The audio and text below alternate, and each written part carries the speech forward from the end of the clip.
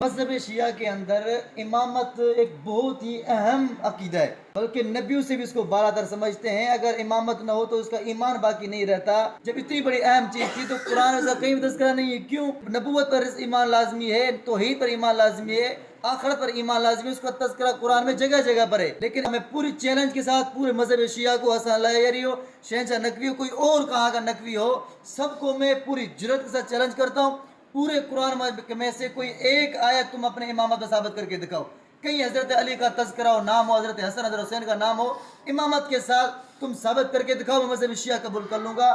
مر سکتے ہیں پوری نسل شیعہ پیٹ سکتی ہے، ماتم کر سکتی ہے، لیکن قرآن سے ان کو امامت پر ایک بھی دلیل نہیں مل سکتی جس میں انہوں نے جو امامت لازم کیا ہے پائے گئے ہوں۔ بلکہ میں یہاں تک کہتا ہوں کہ آدم علیہ السلام سے لے کر آج تک سوائے شیعوں کے کوئی ایسا بندہ نہیں ہے جنہوں نے عقیدہ امامت اختیار کیا ہو۔ امامت آدم علیہ السلام سے لے کر آج تک